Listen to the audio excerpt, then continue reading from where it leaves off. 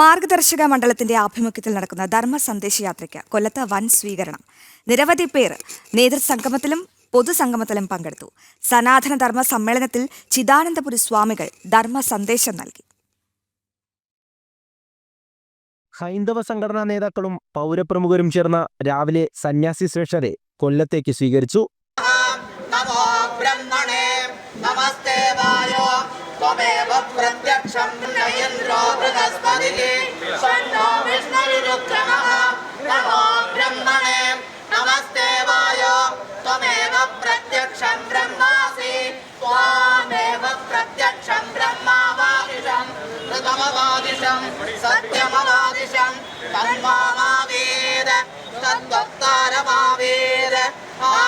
തുടർന്ന് നടന്ന ഹിന്ദു നേതൃസംഗമത്തിൽ ജില്ലയിലെ സാമുദായിക നേതാക്കളും സാമൂഹിക സാംസ്കാരിക വ്യാവസായിക രംഗത്തെ പ്രമുഖരും പങ്കെടുത്തു.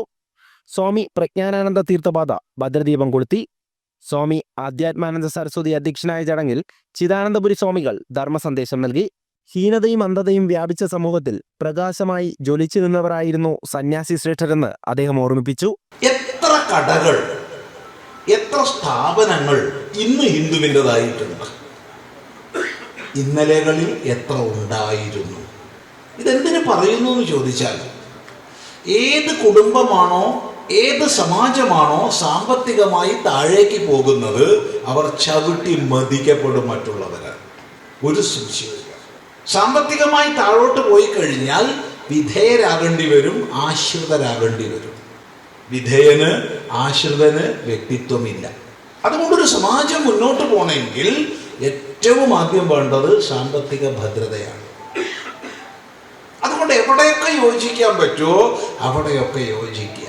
വൈകുന്നേരം ആനന്ദവല്ലീശ്വരം ക്ഷേത്രമൈതാനിയിലേക്ക് സന്യാസി വര്യരെ ആനയിച്ചു. തുടർന്ന് നടന്ന സനാതന ധർമ്മ സമ്മേളനത്തിൽ നൂറുകണക്കിന് പേർ പങ്കെടുത്തു.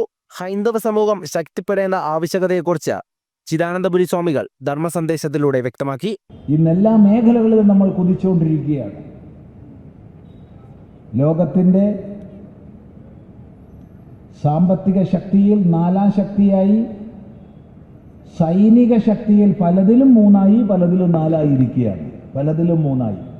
ഇതേ ഗ്രോത്ത് റേറ്റ് മുന്നോട്ട് പോവുകയാണെങ്കിൽ 2036 നമ്മൾ ലോകത്തിൽ 2ാമത്തെ ശക്തിയാവും.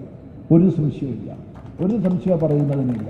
സ്വാഗത സംഘം ചെയർമാൻ എൻ നാരായണൻ അധ്യക്ഷനായ പൊതുസമ്മേളനത്തിൽ സന്യാസി വര്യർ അനുഗ്രഹ പ്രഭാഷണം നടത്തി.